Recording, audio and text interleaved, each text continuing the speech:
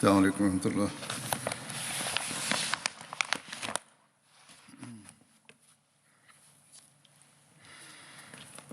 أشهد أن لا إله إلا الله وحده لا شريك له وأشهد أن محمدا عبده ورسوله أما بعد فأعوذ بالله من الشيطان الرجيم بسم الله الرحمن الرحيم الحمد لله رب العالمين الرحمن الرحيم مالك يوم الدين إياك نعبد وإياك نستعين اهدنا الصراط المستقيم صراط الذين أنعمت عليهم غير المغضوب عليهم ولا الضالين. आज जिन सहाबी का बदरी सहाबी का मैं जिक्र करूँगा Le compagnon de Badr que j'évoquerai aujourd'hui se nomme Bilal bin al-Rabah. Bilal के वालिद का नाम रबा था.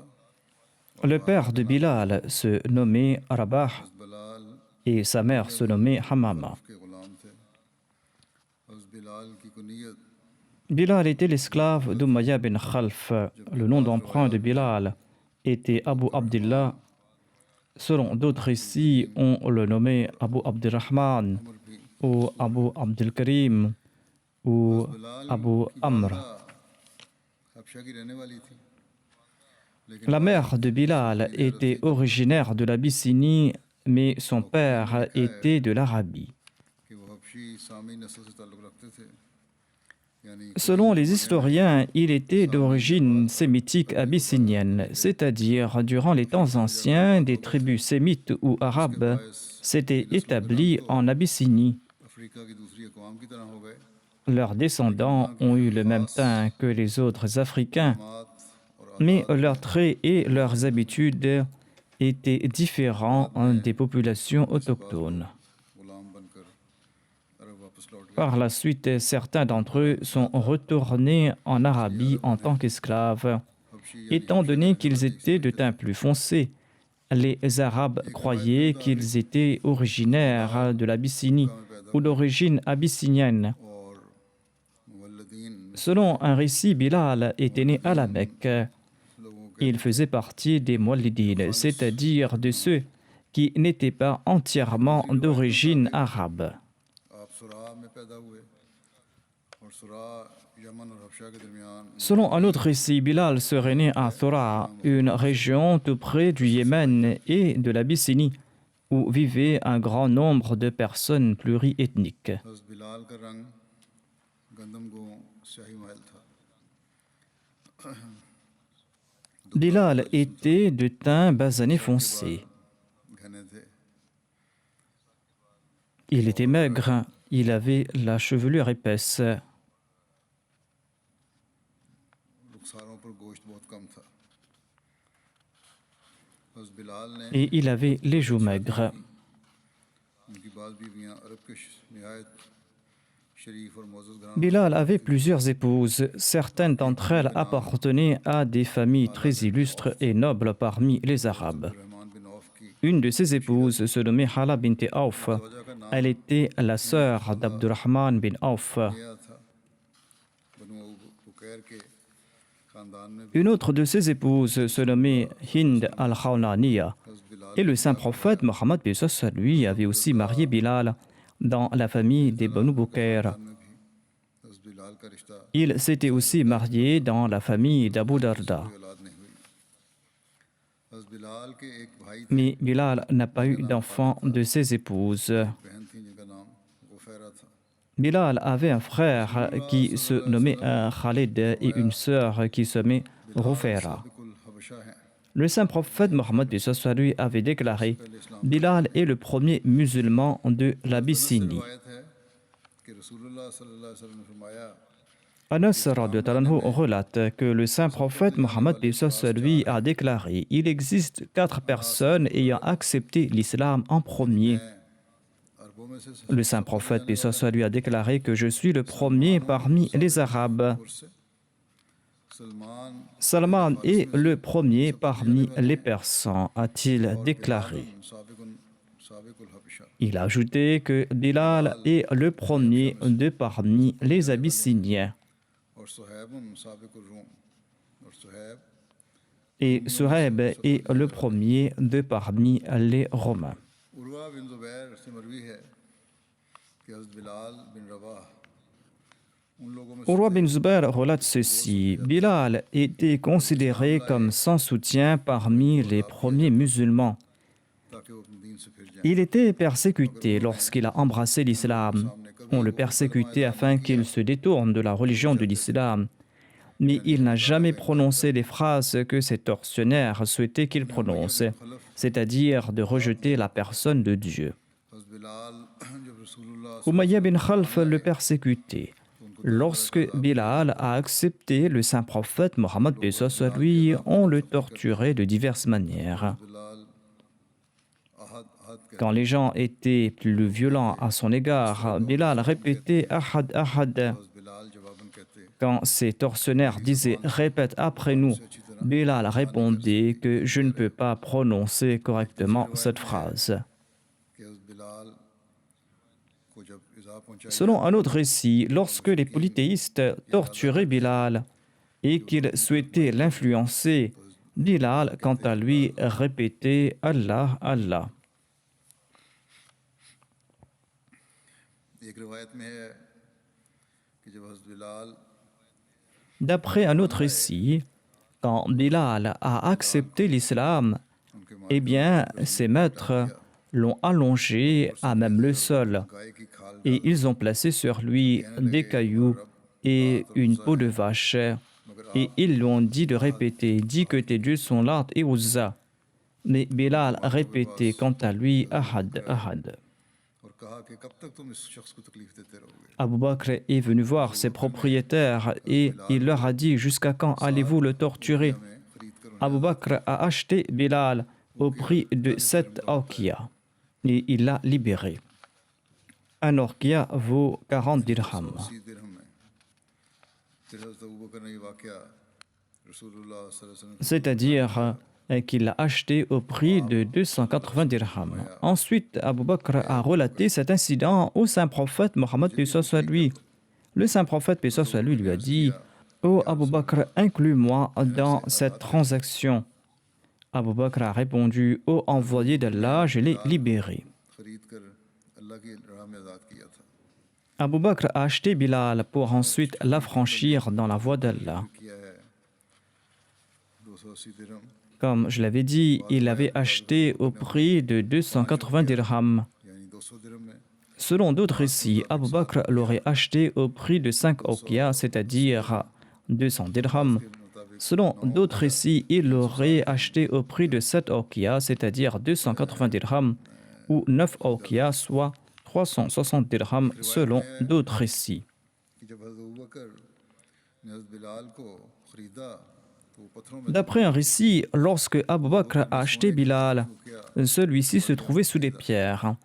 Abu Bakr l'a acheté au prix de 5 oqiyas d'or. एक रुपया देने पर भी राजी हो Les gens lui ont dit, nous étions prêts à vous le vendre même pour le prix d'un oqiya, c'est-à-dire pour le prix de 40 dirhams. अबू बकर रज़ियल्लाहु अन्हु ने फरमाया Sur ce, Abu Bakr a répondu, moi j'étais prêt à l'acheter même si vous l'auriez vendu pour 100 oqiya, soit 4000 dirhams.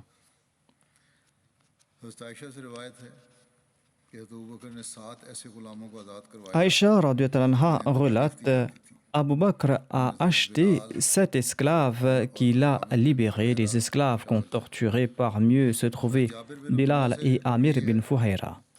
कि हज़रत उमर कहा करते थे Jabir bin Abdullah relate quant à lui, Omar radhiyallahu anhu disait Abu Bakr est notre chef et il a affranchi Bilal qui est aussi notre chef. Le deuxième calife de la communauté a évoqué les souffrances infligées à Bilal et sa libération par Abu Bakr. Il déclare à ce propos ces esclaves qui avaient accepté le saint prophète, paix soit lui, venaient de toutes les communautés. Bilal était abyssinien, Suhaib était romain. Et ils appartenaient à des religions différentes. Jubair et Suhaib étaient des chrétiens. Bilal et Ammar étaient des idolâtres. Le maître de Bilal le faisait allonger sur le sable brûlant et le couvrait de pierres ou le faisait piétiner sur la poitrine par des garçons. Bilal l'Abyssinien appartenait à Umayya bin Khalf, un chef mécois. Umayya le faisait sortir en pleine journée et il l'allongeait nu sur le sable brûlant. Il plaçait de lourdes pierres sur la poitrine et il demandait de chanter les louanges des divinités mécoises, Lat et Uzza, et de répudier le saint prophète Mohammed paix soit lui. Bilal répondait Ahad Ahad, c'est-à-dire Dieu est un, Dieu est un. Exaspéré par cette réponse, Umayya se mettait davantage en colère et il le plaçait entre les mains de jeunes voyous et il leur demandait d'attacher une corde autour de son cou et de le traîner dans la ville sur des pierres. Et le corps de Bilal saignait abondamment, mais il ne cessait de répéter Ahad Ahad, c'est-à-dire Dieu est un, Dieu est un. Plus tard, lorsque les musulmans se sont installés à Médine et lorsqu'ils ont pu vivre et pratiquer leur culte en paix, eh bien, le saint prophète, paix soit lui, avait nommé Bilal comme muazzin, c'est-à-dire celui qui appelle les fidèles à la prière. Étant abyssinien, il ne prononçait pas la lettre H en arabe dans Ashhadu et il disait Asadu. Les croyants médinois riaient de cette prononciation défectueuse. En ayant eu connaissance de cela, une fois, le saint prophète, paix soit lui, les a repris et il leur a dit « Vous vous moquez de Bilal, mais Dieu sur son trône est ravi d'entendre son adhan. » Il souhaitait leur dire qu'il se moquait de lui parce qu'il n'arrivait pas à prononcer la lettre Shin. Mais quelle est la différence entre la lettre Sin et Shin? Allah sait que lorsqu'on l'allongeait sur le sable brûlant, le corps nu, et que les infâmes lui sautaient dessus avec leurs chaussures et lui demandaient s'il n'avait pas compris ou pas, eh bien lui, il répétait Ahad Ahad avec sa prononciation défectueuse.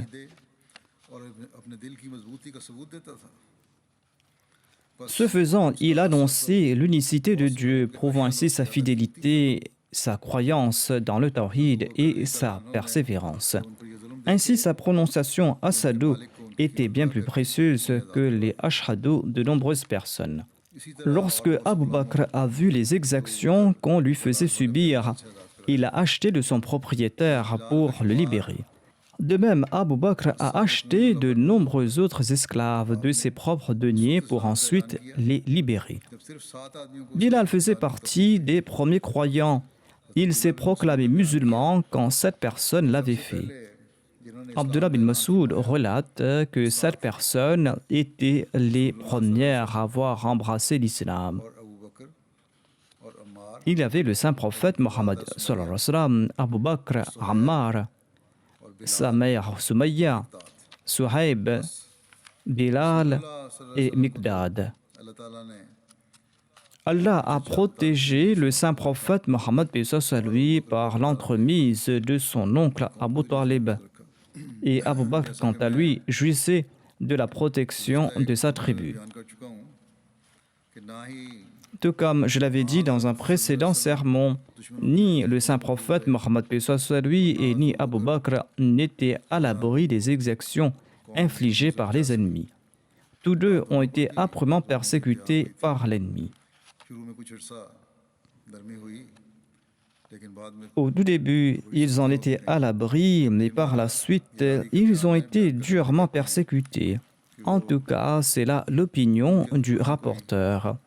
Il déclare que tous deux avaient des soutiens et des gens qui les défendaient. पकड़ लिया जो कमजोर थे या गुलाम थे Mais ceux qui ne jouissaient d'aucun soutien ou les esclaves ont été persécutés par les polythéistes qui leur faisaient porter des chaînes de fer et qui les abandonnaient sous un soleil brûlant. न कर ली Hormis Bilal, ils ont tous comblé les souhaits des mécréants. हो गया था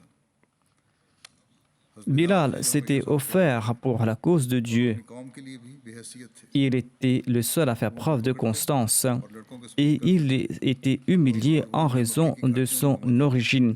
Les Korachites lui envoyaient leurs enfants pour le traîner dans les rues de la Mecque, tandis qu'il répétait Ahad, Ahad, c'est-à-dire Dieu est unique, Dieu est unique. Bilal के Ceci est un récit tiré d'Ibn Majah. का यूं बयान फरमाते हैं Le deuxième calife de la communauté Ahmadiyya a évoqué la conversion de Bilal à l'aube de l'islam en ces termes. कि इख्तिलाफ है Il déclare Khabbab faisait partie des tout premiers musulmans. Il existe des divergences quant à celui qui avait accepté l'islam en premier, de parmi les esclaves.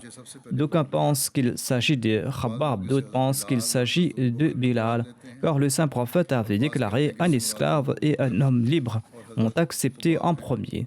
Certains pensent qu'il s'agit de Bilal et d'Abu Bakr, d'autres pensent qu'il s'agit d'Abu Bakr et de Khabbab, qui étaient esclaves. दीन में बिलाल की तकलीफ का जिक्र करते हुए जो बयान फरमाया है Dans son ouvrage Sirat Khatamun Nabiyyin, Hazrat Mirza Bashir Ahmad Sahib a évoqué les souffrances infligées à Bilal en ces termes. जबकि ऊपर से आग Il déclare Bilal bin al-Rabah était l'esclave abyssinien d'Umayya bin Khalf. बाहर ले जाता Dans la chaleur torride de l'après-midi, quand le sol rocheux de la Mecque brûlait comme une fournaise, Umayya le sortait et le dépouillait de ses vêtements. Il le couchait, puis plaçait de lourdes pierres brûlantes sur sa poitrine et disait « Adore Allah et Uzza et renie Mohammed, ou je te tuerai ainsi ».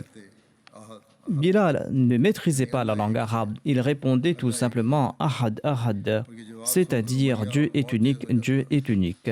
और उनके गले में रस्सा डालकर Cette réponse exaspérait davantage Umayya et il attachait une corde autour de son cou et le remettait aux mains des mécréants de la Mecque qui le traînaient dans les rues pierreuses de la Mecque jusqu'à ce que son corps soit en sang. Mais aucun mot sauf Ahad Ahad lui venait à la langue. Quand Abu Bakr a vu cette persécution, eh bien, il l'a acheté à un prix élevé et il l'a affranchi. करके मदीना तशरीफ लाए तो आपने साद बिन Quand Bilal s'est rendu à Médine, il a logé dans la maison de Sa'ad bin Khaythama. Bilal की मुलाकात हज़रत उबैदा बिन हारिस से करवाई Le saint prophète Mohammed paix soit sur lui a établi un lien de fraternité entre Bilal et Ubayda bin Harith. आपने हज़रत बिलाल को की मुलाकात Selon un autre récit, il avait établi ce lien entre Bilal et Abu Ruwayha Khathami. जब रसूलुल्लाह सल्लल्लाहु अलैहि वसल्लम मदीना पहुंचे तो सहाबा वहाँ Quand le saint prophète Mohammed paix soit sur lui est arrivé à Médine, eh bien, les compagnons tombaient malades.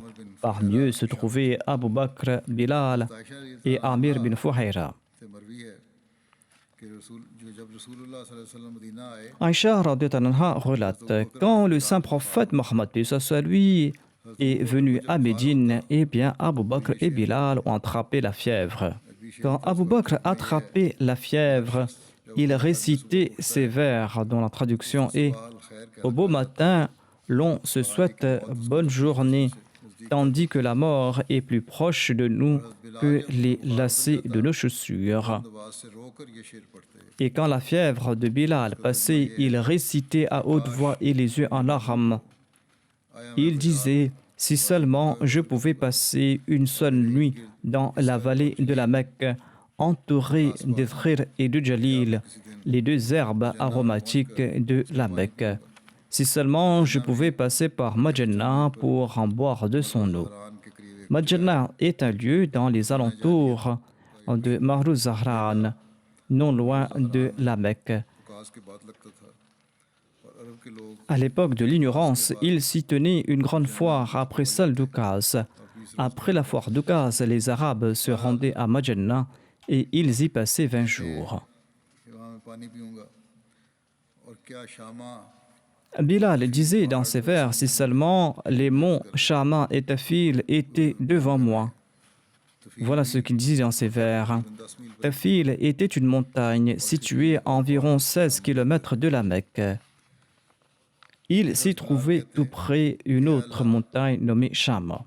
Shaiba बिन Bilal disait ensuite, ô Allah, maudit soit Shayba bin Rabia, Utba bin Rabia et Umayya bin Khalf, वबा वाली ज़मीन car ils nous ont expulsés de notre terre vers une terre de maladie. दुआ की कि ऐ अल्लाह मदीना को हमें Par la suite, le saint prophète Mohammed lui a prié. Après avoir entendu Abu Bakr et Bilal, il priait ainsi, ô Allah, fais que Médine nous soit aussi chère, sinon plus chère que la Mecque. Ô Allah, bénis pour nous les Sar et les Moud de Médine. Hisar मुद Sar et Moud sont deux mesures de graines. Le saint prophète Mohammed lui priait aussi, ô Allah, rends Médine saine pour nous et éloigne de nous sa fièvre vers la ville de Juffa. Jofa भी एक दूसरा शहर है Juffa était une autre ville dans la direction de la Mecque. थी कि हम मदीना आए और वो अल्लाह की ज़मीन में सबसे ज़्यादा वबा ज़दा Aïcha disait, nous sommes arrivés à Médine. कहा Médine était la terre la plus infestée de maladies.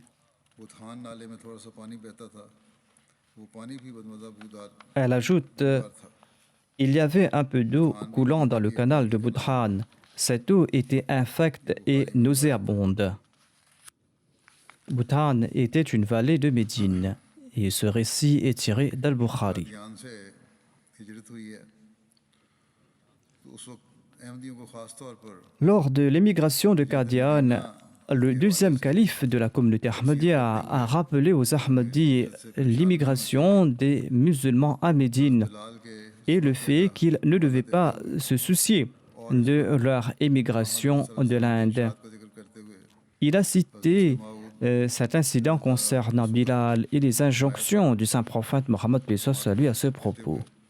कि मैं औरों को तो नहीं जानता Le Muslim Maoud, le deuxième calife de la communauté Ahmadiyya, a déclaré « Je ne connais pas à propos des autres et je ne peux pas les conseiller ».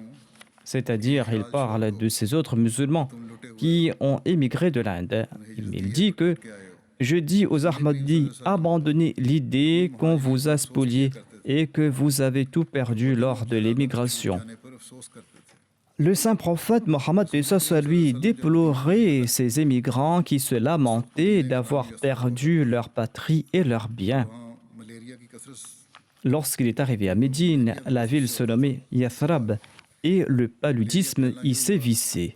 तो महाजरीन को बुखार चढ़े इधर वतन Les émigrants de la Mecque en ont été affectés et ils ont attrapé la fièvre et ils avaient la nostalgie du pays. Certains commençaient à pleurer et à se lamenter. Oh la Mecque, oh la Mecque.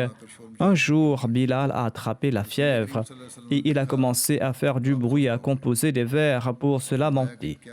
Le saint prophète, paix soit lui, était fâché contre lui. Il lui a dit, es-tu venu ici pour accomplir pareille œuvre? Si tu as émigré, pourquoi faire tant de bruit? Hazrat Muslim Maud a ainsi conseillé les Ahmadis qui avaient émigré de l'Inde pour se rendre au Pakistan.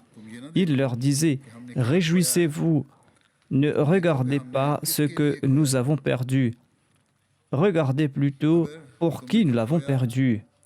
वो खुदा ताला के लिए और इस्लाम Si vous l'avez perdu pour la cause d'Allah et pour le progrès de l'islam, eh bien, en ce cas, vous devez vous réjouir et vous ne devez pas baisser les bras. पर खुशी के आसार पाए Vos visages ne doivent pas être tristes. तो हम Ahmadi On doit y voir les signes de la joie. सोच के रखने वाले थे और ये हमें नसीहत की थी उस वक्त खलीफा ने Tel était l'état d'esprit des Ahmadis de l'époque. C'étaient là les conseils que le calife de l'époque avait prodigués aux Ahmadis, notamment que nous avons émigré pour la cause d'Allah et pour la cause de l'islam.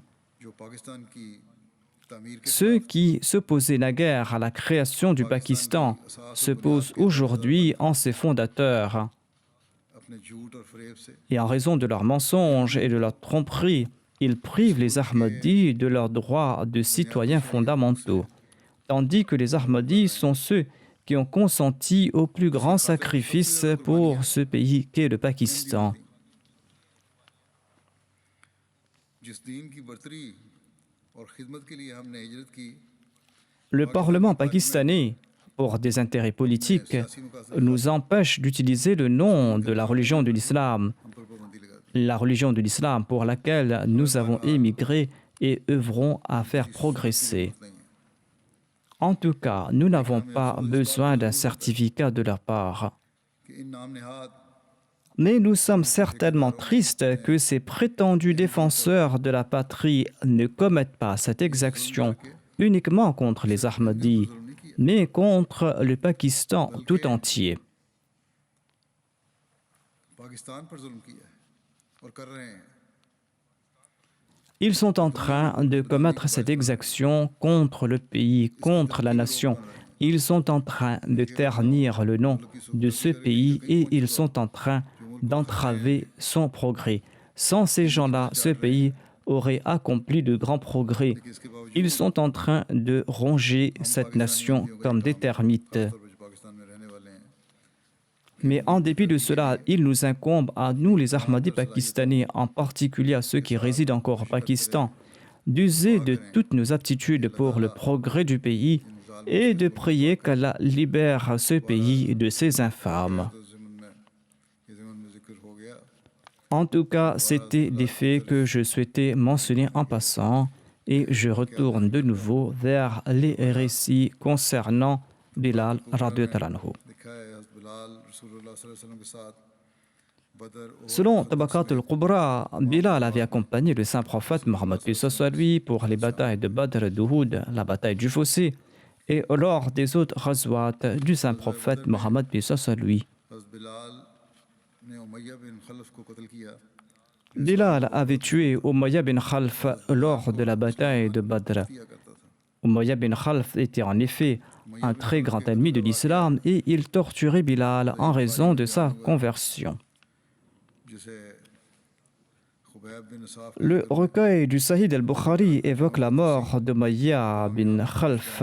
J'en avais fait mention en évoquant Khubayb dans le passé. Je répète ici ce récit car il concerne directement Bilal. औफ से रवायत है वो बयान करते हैं कि मैंने Abdurrahman bin Auf relate ceci: j'avais envoyé une lettre à Umayya bin Khalf, Umayya qui se trouvait à la Mecque en terre ennemie, et je lui ai demandé de protéger mes biens et mes enfants qui s'y trouvaient, avec la promesse que je protégerai les biens d'Umayya à Médine. Umayya बिन खलफ Umayya était un ami de longue date d'Abdurrahman bin Auf. हुआ काफरों की फौज Umayya bin Khalf avait participé à la bataille de Badr aux côtés des mécréants. और Abdurrahman bin Auf a su à ce propos के बदर में शामिल होने का इल्म हो गया था। et en raison de leur ancienne relation. की वजह से Après la bataille, Abdurrahman bin Auf a voulu le sauver. रात को उसको बचाना भी चाहते थे। चुनांचे वो बयान करते हैं कि जब वो बदर की जंग में था Abdurrahman bin Auf relate à ce propos: lors de la bataille de Badr, je suis parti vers un mont lorsque les gens se reposaient, afin que je puisse protéger Umayya. कि उसको हिफाजत करके बचा लूँ। Il savait qu'il était parti quelque part et il est parti là-bas pour le protéger. चुनांचे हज़रत Bilal Et c'est là que Bilal a vu Umayya. और कहने लगे Bilal est parti उमय्या बिन खलफ et il est retourné avec une troupe d'Ansar en disant: voici Umayya bin Khalf. के साथ S'il a la vie sauve, je ne serai pas sauf quant à moi. मैं डरा के वो हमें पाले Abdurrahman ajoute: Bilal et quelques individus nous ont poursuivis. J'avais peur qu'ils allaient nous retrouver. वो उसके साथ Et j'ai laissé le fils d'Umayya pour sa cause derrière nous, afin que les musulmans s'en prennent à lui, afin que nous puissions partir de là en lieu sûr. Mais les musulmans ont tué le fils d'Umayya.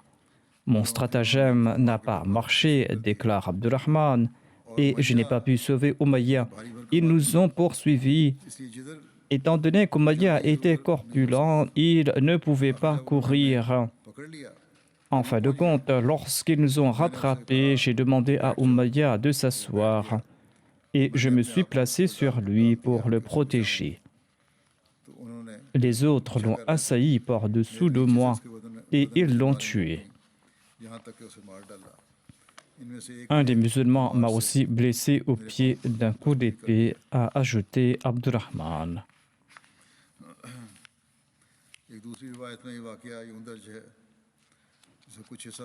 Ce récit est mentionné ailleurs et j'évoque ici une partie. Abdurrahman bin Auf relate: je partais en leur tenant la main quand tout à coup Bilal m'a vu en compagnie d'Umayya. Umayya qui l'avait âprement torturé à la Mecque pour le détourner de l'islam. En le voyant, Bilal s'est exclamé: Umayya bin Khalf, le chef des mécréants, est ici. S'il a la vie sauve, eh bien moi je ne serai pas sauf. Abdurrahman bin Auf a répliqué: j'ai dit au Bilal, ils sont mes prisonniers. Bilal a répété la même phrase: s'il a la vie sauve, je ne serai pas sauf quant à moi. Abdurrahman a répliqué quant à lui: ils sont mes prisonniers. Ensuite, Bilal a crié à haute voix. Il a dit: ô Ansar d'Allah, voici Umayya bin Khalf, le chef des mécréants. S'il a la vie sauve, moi je ne serai pas sauf. Il a répété cette phrase. En l'entendant, les Ansar ont couru dans sa direction et ils nous ont entourés. Et Bilal a frappé d'un coup d'épée le fils d'Umayya. Il est tombé. Et son père a lancé un cri terrifié que je n'avais jamais entendu jusque-là. Par la suite, les Ansar les ont tués tous les deux.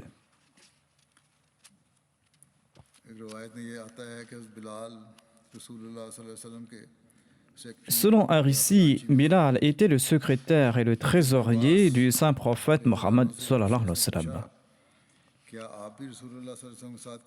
Quelqu'un avait demandé à Ibn Abbas: avez-vous accompagné le saint prophète, paix soit lui, lors de quelques voyages? Ibn Abbas a répondu: si je n'étais pas apparenté au saint prophète, paix soit lui, je n'aurais pas pu l'accompagner. Il souhaitait dire qu'il avait pu le faire parce qu'il était jeune et parce qu'il était apparenté au saint prophète Mohammed sallallahu alayhi wa sallam.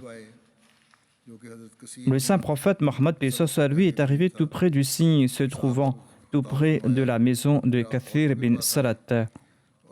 Le saint prophète, paix soit lui, s'est adressé aux compagnons, déclare Ibn Abbas. Ensuite, il est parti chez les femmes et il leur a prodigué des conseils et il les a encouragés à faire de l'aumône. Et les femmes baissaient leurs mains et enlevaient leurs bagues. Bilal, qui l'accompagnait, les plaçait dans un grand drap. C'est Ibn Abbas qui a relaté cet incident. Par la suite, le saint prophète, paix soit lui, et Bilal sont rentrés. Anas bin Malik relate: le saint prophète, paix soit lui, m'a dit ceci: personne d'autre n'a été autant torturé que moi pour la cause d'Allah. Personne d'autre n'a été autant apeuré ou terrifié que moi pour la cause d'Allah. Toutes les 3 nuits, Bilal et moi, nous ne disposions d'aucune nourriture qu'un être vivant pouvait manger, hormis ce que Bilal pouvait cacher sous son aisselle. C'est-à-dire qu'ils avaient très peu à manger. Bilal était aussi le premier muazzin ou muezzin de l'islam. Tout au long de sa vie, Bilal a servi en tant que muezzin du saint prophète Mohammed, paix soit lui, lors de son séjour à Médine et lors de ses voyages. Et il était le premier à lancer l'appel à la prière à Médine. Le père de Mohammed bin Abdullah bin Zayd a déclaré: le saint prophète Mohammed, paix soit lui, pensait utiliser une trompette pour appeler les fidèles à la prière. Ensuite, il a enjoint d'utiliser un gong ou une cloche. On en a fabriqué un. Et ceci est rapporté dans un hadith de Bukhari. Les compagnons avaient suggéré l'usage de la trompette ou de la cloche. Abdullah bin Zayd a déclaré: dans un rêve, j'ai vu une personne portant 2 vêtements verts. Et cette personne portait une cloche. Je lui ai dit: ô serviteur d'Allah, voudras-tu la vendre? Il m'a demandé: que feras-tu avec? Je lui ai dit que je vais l'utiliser pour appeler les gens à la prière. Et il m'a dit: souhaites-tu que je te présente une meilleure méthode? Et j'ai répondu oui, certainement. Et il m'a enseigné les paroles de l'appel à la prière. Allahu Akbar, Allahu Akbar, Ashhadu an la ilaha illallah, Ashhadu anna Muhammadan Rasulullah, Ashhadu anna Muhammadan Rasulullah, Hayya ala salah, Hayya ala salah, Hayya ala al-falah, Hayya ala al-falah, Allahu Akbar, la ilaha illallah. Le rapporteur déclare: Abdullah bin Zayd s'est présenté au saint prophète Mohammed paix soit lui pour lui raconter ce rêve. Il a dit au saint prophète paix soit lui: Ô envoyé d'Allah, dans un rêve, j'ai vu un individu portant 2 vêtements verts et portant une cloche ou un gong. Et il a relaté le rêve. Le saint prophète paix soit lui a dit à ses compagnons: Votre ami a vu ce rêve. Ensuite, il a dit à Abdullah bin Zayd: Mets-toi à côté de Bilal dans la mosquée et enseigne-lui ce que tu as entendu afin qu'il lance l'appel en répétant ces paroles, car sa voix est plus forte que la tienne. Abdullah bin Zayd relate: Je suis parti à la mosquée, je me suis mis à côté de Bilal et j'ai lancé les paroles et il lançait l'appel à la prière en les répétant. Et dès qu'Omar bin Khattab a entendu l'appel à la prière, il a déclaré en sortant: Ô envoyé d'Allah, je jure par celui qui vous a envoyé avec la vérité, j'ai vu dans un songe la même chose qu'Abdullah. Hazrat Mirza Bashir Ahmad Sahib relate: Il n'existait aucun moyen pour annoncer la salat ou pour lancer l'appel à la prière. Les compagnons se réunissaient généralement en estimant l'heure de la salat, mais cette méthode n'était pas satisfaisante. Après la construction de la mosquée du saint prophète, paix soit lui, la méthode pour réunir les musulmans à une heure fixe était encore plus nécessaire. Un compagnon a suggéré l'usage d'une cloche à l'instar des chrétiens. Un autre a utilisé l'usage d'une corne comme les juifs. Mais Omar a suggéré de choisir un individu qui lancerait l'appel à l'heure de la salat. Cette suggestion a plu au saint prophète, paix soit lui, et Bilal a reçu l'ordre d'accomplir ce devoir. À l'heure de la prière, Bilal lançait à haute voix: As-salatu jamia. Et les fidèles se réunissaient pour la salat. Voir si l'on devait réunir les musulmans à la mosquée pour d'autres raisons, on lançait le même appel. Après quelque temps, les paroles de l'appel à la prière ont été enseignées dans un songe à Abdullah bin Zayd et il en a fait mention au saint prophète paix soit lui. Le saint prophète a déclaré que ce rêve venait de la part de Dieu et il a ordonné à Abdullah d'enseigner ces paroles à Bilal. Et quand Bilal a lancé l'appel à la prière pour la première fois, Omar est sorti de chez lui tout pressé pour se présenter au saint prophète, paix soit lui, et il a déclaré: Ô envoyé d'Allah, j'ai entendu dans un rêve les mêmes paroles énoncées par Bilal. Selon un autre récit, lorsque le saint prophète, paix soit lui, a entendu l'appel à la prière, il a déclaré: Ces paroles sont conformes à une révélation reçue naguère. C'est de cette manière que commença l'appel à la prière, et cette méthode est si bénie et si attrayante qu'aucune autre méthode ne peut s'y comparer. En d'autres termes, l'unicité de Dieu et la naboua du saint prophète, paix soit lui, le messager d'Allah, est proclamée 5 fois par jour dans chaque mosquée, de chaque village, de chaque ville du monde islamique. Et un résumé des enseignements islamiques est transmis aux gens en des mots extrêmement beaux et complets. Le père de Moussa bin Mohammed relate: Après avoir lancé l'appel à la prière, lorsque Bilal souhaitait informer le saint prophète, paix soit lui, que c'était l'heure de la prière, il partait à sa porte et disait: Hayya ala salah, hayya ala al-falah. C'est le moment de la salat au messager d'Allah. Il disait: accourez vers la prière, accourez au succès, c'est le moment de la salat au messager de Dieu. Quand le saint prophète sortait et que Bilal le voyait, il faisait l'ikama. Ceci n'est pas clair. Le muezzin énonce l'ikama quand l'imam se tient dans le mihrab. J'ignore si la traduction du récit est exacte ou si le récit a été bien relaté. En tout cas, Selon la méthode avérée, l'Iqama est annoncé lorsque l'imam se tient dans le mihrab. Selon le Sunan d'Ibn Majah, Bilal relate qu'il se présentait au saint prophète pour l'informer de la prière du matin. On l'a informé un jour que le saint prophète dormait et le saint prophète a annoncé As-salatu khayrun minan naum. As-salatu khayrun minan naum. La salat est meilleure que le sommeil. Et ces paroles ont été incluses dans l'appel de la prière du matin. Et cette méthode a été adoptée par la suite. Selon un autre récit, le saint prophète, paix soit lui, avait déclaré « Ô Bilal, il s'agit de très belles paroles. Ajoute-les dans ton appel pour la prière du matin. » Le saint prophète avait 3 muezzins, Bilal, Abu Mazura et Amr bin Maktoum. Il reste d'autres récits à propos de Bilal que j'évoquerai la prochaine fois, Inch'Allah. J'évoquerai à présent quelques personnes décédées récemment et dont je dirigerai la prière funéraire. Le premier défunt se nomme Raouf bin Maqsoud de la Belgique. Il était un étudiant de la Jamia Ahmadiyya du Royaume-Uni.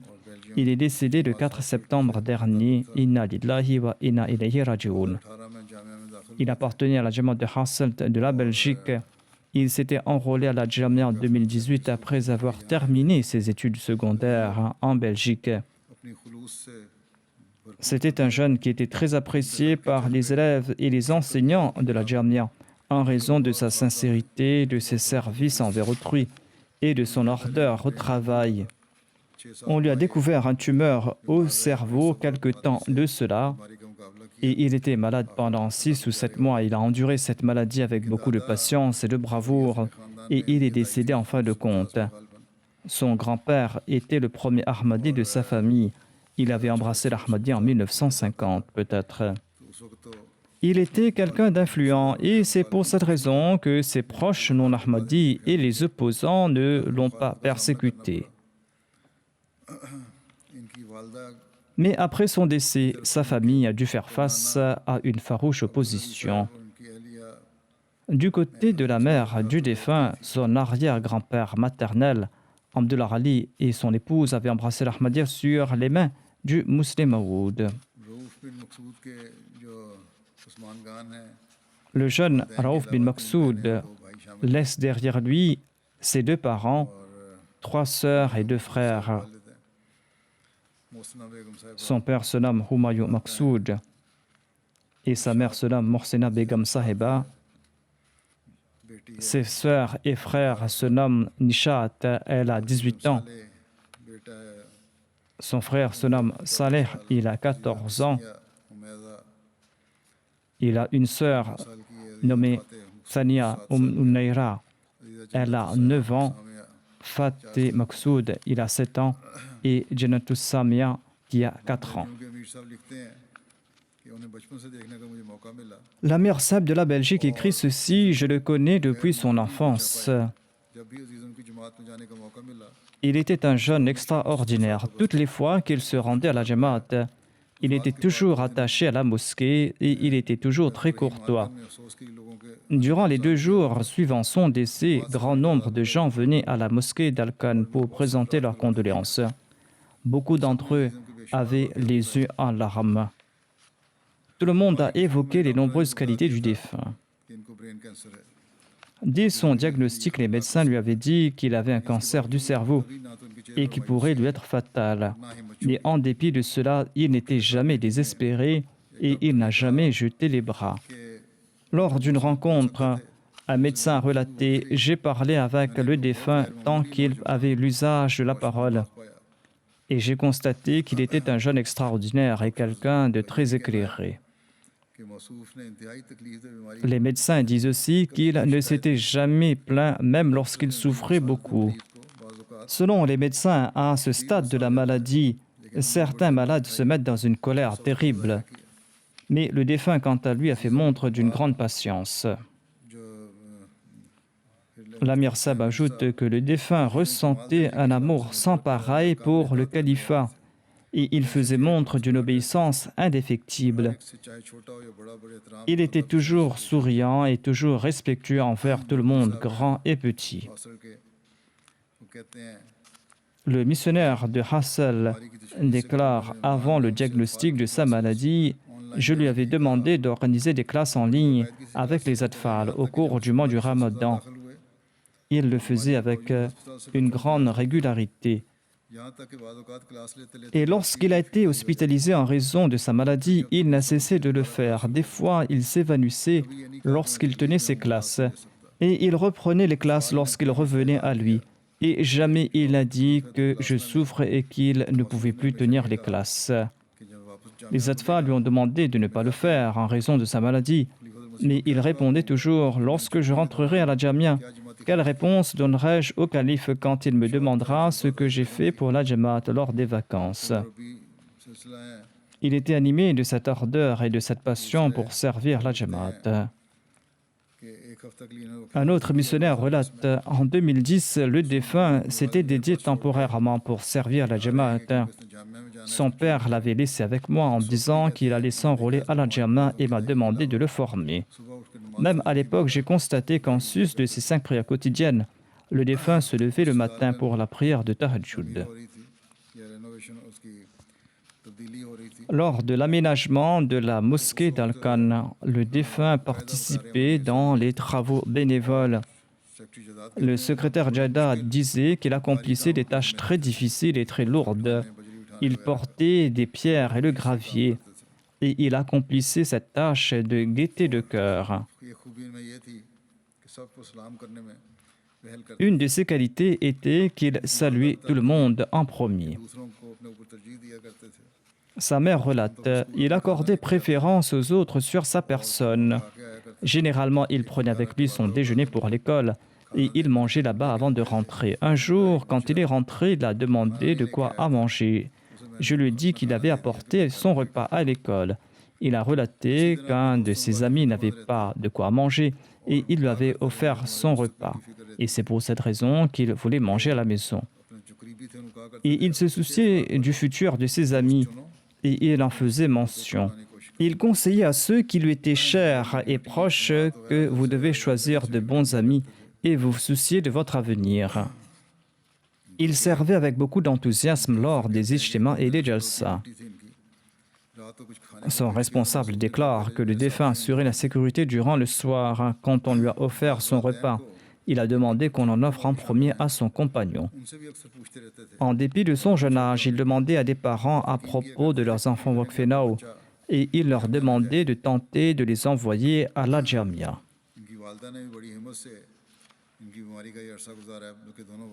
Sa mère, voire ses 2 parents, ont fait montre de grand courage lors de sa maladie. Sa mère lui disait avec beaucoup de courage au cœur, « Nous t'avons dédié dans la voie d'Allah. Maintenant, tu pars dans un bon endroit. » En effet, les médecins avaient perdu tout espoir de sa survie. Et sa mère lui demandait d'être satisfait du décret de Dieu. D'ailleurs, il était lui-même satisfait du décret divin.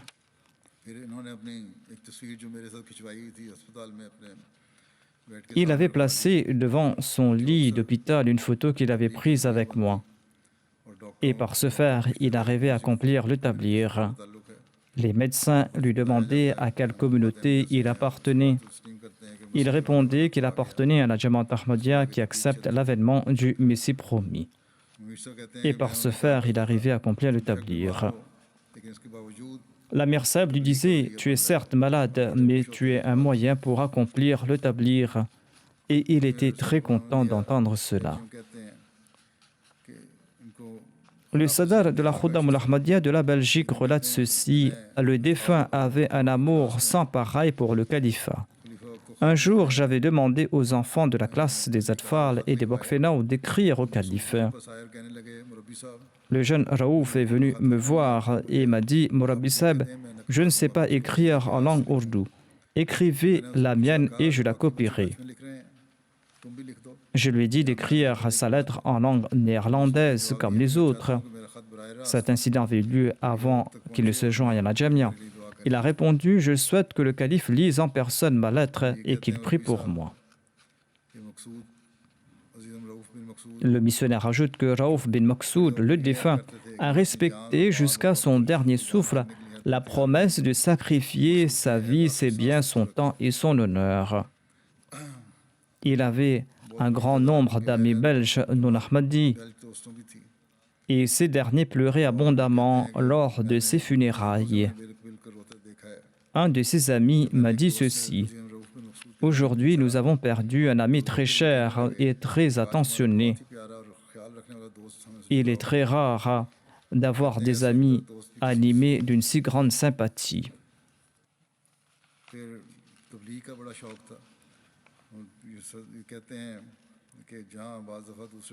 Le missionnaire ajoute: le défunt avait une grande passion pour la prédication. Nous avions lancé une campagne. Le Messie est venu et le défunt faisait venir des invités en grand nombre, leur offrant la littérature de la Jamaat et engageant la conversation avec eux. Il présentait aussi les invités et il en faisait venir lors de chaque réunion de Tabligh. Ainsi, avant même de compléter ses études à la Jamia, il était un excellent Murabbi et Muballigh. Allah seul a connaissance de la sagesse derrière ses décisions. Parfois, il rappelle très tôt ceux qui sont les meilleurs parmi les gens. Qu'Allah accorde sa miséricorde et sa grâce aux défunts, qu'il exalte son statut et qu'il accorde patience et persévérance à ses parents. Ensuite, je dirigerai la prière funéraire de Zafar Iqbal Quraishi, qui était l'ancien amir adjoint du district d'Islamabad. Il est décédé le 3 septembre dernier à l'âge de 87 ans. Inna lillahi wa inna ilayhi raji'un. Il appartenait à une famille très dévouée et son grand-père paternel, Ubaidullah Quraishi Sahib, était un compagnon du Messie premier l'Islam. Il avait fait la Bayra en 1904.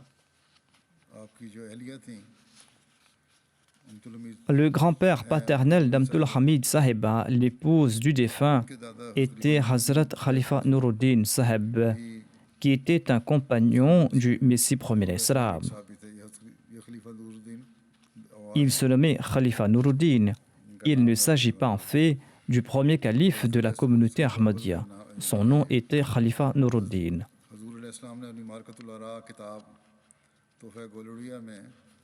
Le Messie premier l'Islam l'avait mentionné particulièrement dans son chef-d'œuvre Torfa Golwariya.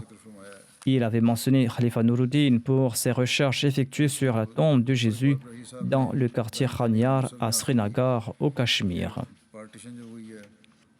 Zafar Iqbal Quraishi avait fait ses études élémentaires à Amritsar en Inde et après la partition de l'Inde et du Pakistan, il s'est établi à Pindi et il a terminé son BEPC. Il a fait ses études à l'université et il a eu un diplôme d'ingénieur. Ensuite, il a travaillé dans le secteur civil et plus tard, il a obtenu une maîtrise en Grèce. Il a servi comme ingénieur en chef de l'État à Taxila jusqu'à sa retraite en 1994. Par la suite, il a déménagé à Islamabad et il a servi la Jamaat en différentes capacités et il a été nommé le Naïb Amir d'Islamabad en 1998. Et à différents moments, il a servi comme Amir par intérim et il a servi pendant plus de 21 ans comme le Naïb Amir, et ce jusqu'en 2019. Malgré sa vieillesse et sa mauvaise santé, il partait régulièrement à la mosquée et il accomplissait son travail de routine. Il parlait très peu et il possédait un jugement très solide. Et il avait une grande expérience en tant que gestionnaire. Il a travaillé avec une grande diligence et il avait un grand respect pour les deniers de la Jamaat et il en prenait grand soin. Lorsque je servais en tant que Nazir Allah, j'ai eu l'occasion de le voir de près et de voir son travail. Et par la grâce d'Allah, il travaillait avec un esprit altruiste et d'humilité. Il montrait une grande obéissance à l'égard de ses supérieurs hiérarchiques, même s'ils étaient beaucoup plus jeunes que lui. Il laisse derrière lui son épouse Abdul Hamid Zafar Sahiba et 4 filles, Abdul Rashid, Dr Sadaf Zafar, Sajia Chaudhry Sahiba et Aisha Tariq Sahiba. L'une d'entre elles est au Canada et les autres sont au Pakistan, à Lahore. Sa fille Aisha Zafar écrit: lorsque j'étais enfant et que je venais de débuter ma scolarité, avant chaque examen annuel, mon père écrivait de ma part au calife pour une demande de prière. Par la suite, lorsque les résultats de classement étaient publiés, il écrivait de nouveau au calife. Et lorsqu'il recevait la réponse du calife, il me la lisait. Et lorsque j'ai grandi, il m'encourageait à écrire des lettres et me préparer la trame. Ainsi, dès mon jeune âge, il a fait naître en moi des sentiments d'amour et d'obéissance envers le calife. Qu'Allah fasse preuve de pardon et de miséricorde à l'égard du défunt, qu'il exalte son rang et qu'il accorde patience et persévérance à ses proches. Ensuite, je vais diriger la prière funéraire de l'honorable Kabini Kaba Diakité, originaire du Sénégal. Il est décédé le 24 août dernier à l'âge de 85 ans. Inna lillahi wa inna ilayhi raji'un. Il était une personne très courageuse, sincère et qui aimait le califat. Il était fier de son appartenance à la communauté et il était toujours très enthousiaste à l'idée de servir les membres de la communauté. Et il était très hospitalier. C'était là ses qualités remarquables. Il accueillait la délégation de la communauté à bras ouverts pour les restaurer. Et dès qu'une délégation de la communauté se rendait dans sa région, il souhaitait toujours prendre l'entière responsabilité de son hospitalité, aussi longtemps que cette délégation restait dans la région. Et il insistait beaucoup pour cela. Si jamais les invités prenaient le repas à l'extérieur, il était mécontent. Et il vidait sa chambre pour ses invités et il leur offrait toutes les facilités disponibles. Il représentait le Parti socialiste lors des élections et il est resté un membre parlementaire pendant 18 ans. Il était un Ahmadi sincère et fidèle. Aussi longtemps que la communauté n'a pas été enregistrée en tant que telle, les biens de la communauté étaient en son nom. Le missionnaire du Sénégal écrit que lorsque je suis venu en 2012 au Sénégal, nous avons enregistré la communauté et le défunt m'a dit « Je ne sais pas combien de temps il me reste à vivre, mettez rapidement ces propriétés de la Jamaat au nom de la Jamaat. » Dans les moments difficiles, il se tenait toujours en première ligne pour défendre la communauté. Il travaillait plus qu'un missionnaire. Il a servi comme président de la Jamaat de la ville de Tambacounda. Il avait aussi servi comme secrétaire aux affaires publiques au sein de la Majlis Amla centrale. Avant de rendre l'âme, il a offert un terrain de 3 acres à la communauté pour bâtir une école et un autre terrain de 3 acres pour construire la maison du missionnaire régional. Et avant son décès, il a offert les papiers de ces 2 terrains au missionnaire, lui disant que ces terres appartiennent à la communauté. Faites attention à ces documents. Et il dit que je pars en Guinée-Conakry, je ne sais pas si je vais revenir. Il avait participé à de nombreux jalsa depuis l'époque du 4e calife et il était présent pour la jalsa de 2019 et il m'avait rencontré. Il avait dit à la mère Seb, « Je ne sais pas si je vais vivre longtemps. Je souhaite m'asseoir devant le calife afin que je puisse le regarder le plus longtemps possible. » Et il a accompli son souhait. Par la suite, lors de l'audience, il m'a dit que mon objectif a été atteint. Maulana Malamar Khurshid Saheb ajoute qu'au Sénégal, le défunt était une personnalité politique très populaire. Il était originaire de la ville très connue de Tambacounda, du Sénégal. Et sa famille était une famille de politiciens. Il était enseignant de profession et il a rejoint la politique plus tard. En 1995, il a eu connaissance de la communauté par l'honorable Jagjin, le vice-président de l'Assemblée nationale. Très rapidement, Allah le Très-Haut a ouvert son esprit, suite à quoi il était convaincu de la véracité de l'Ahmadiyya et il a rejoint la communauté Ahmadiyya. Au Sénégal, les premiers Ahmadis étaient généralement des ouvriers ou des agriculteurs qui faisaient des sacrifices financiers à la hauteur de leurs moyens. Lorsque le défunt a fait sa baïra, il a eu l'occasion de faire des sacrifices financiers et il a fait preuve d'une grande générosité. Il était très brave et courageux. Il était obsédé par l'établir et la prédication. Il a transmis le message de l'Ahmadiyya à tout le monde, même au président de la République. Il avait beaucoup d'amis et beaucoup de connaissances. Il avait toujours dans sa voiture les ouvrages de la Jamaat et les formulaires de la Baïra. Qu'Allah fasse preuve de pardon et de miséricorde à l'égard du défunt, qu'il exalte son rang, qu'il fasse également que cette fidélité et cette sincérité perdurent parmi ses descendants et qu'il permette à ceux qui ne sont pas encore Ahmadis parmi eux d'embrasser l'Ahmadiyya. Ensuite, je vais diriger la prière funéraire de Mubashir Latif Saheb, qui était avocat à la Cour suprême du Pakistan. Il résidait dernièrement au Canada. Il est décédé à l'âge de 85 ans le 5 mai dernier. Inna lillahi wa inna ilayhi raji'un. Il avait un très grand amour pour Allah, le saint prophète, le Messie promet l'Islam, ainsi que pour les califes. Son arrière-grand-père maternel, Sheikh Mahar Ali, était un ami très proche du Messie promet l'Islam. Le Messie promet l'Islam avait séjourné pendant 40 jours chez lui à Hoshiarpur. C'est lors de ce séjour qu'il avait reçu la grande prophétie du Muslim Maoud. Mubashir Latif a servi en tant que président de la Jamaat de Faisal Town à Lahore pendant 17 ans. Il faisait partie de l'équipe des avocats de la communauté au Pakistan et il en était fier. Il a pu défendre de nombreux prisonniers ahmadis. Il faisait partie de ces 3 avocats qui ont représenté la communauté en 1974 au Pakistan. Il a enseigné pendant 43 ans à l'université du Pendjab. Il enseignait à la faculté de droit. Il était dans la mosquée de Model Town à Lahore lors de l'attaque. Il est sorti sain sauf, mais il a perdu son frère Naim Sajid qui était tombé à martyr. Par la suite, le défunt s'est rendu au Canada. Il accomplissait régulièrement la prière et il jeûnait régulièrement. Et il était régulier dans la prière de Tahajjud. Il avait un grand amour pour le Saint-Coran et par la grâce d'Allah, il était moussi. Il laisse derrière lui son épouse, 6 filles et de très nombreux petits-enfants et petites-filles et arrière-petites-filles.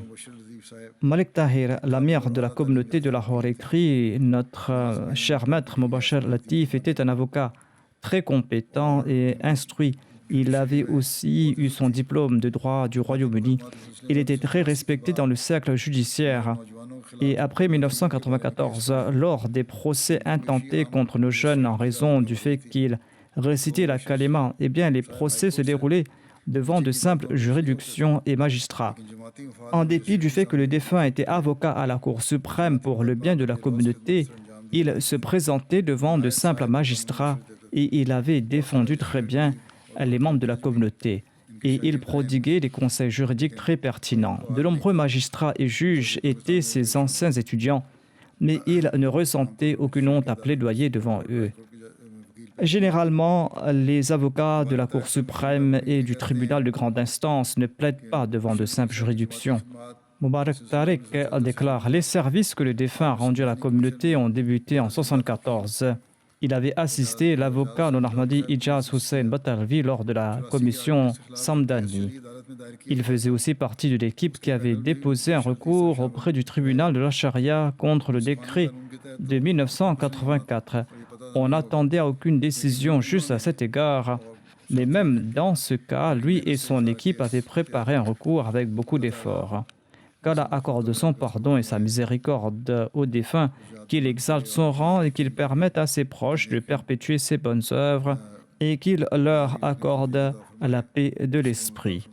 Après la prière de Jumu'ah, je vais diriger la prière funéraire de toutes ces personnes.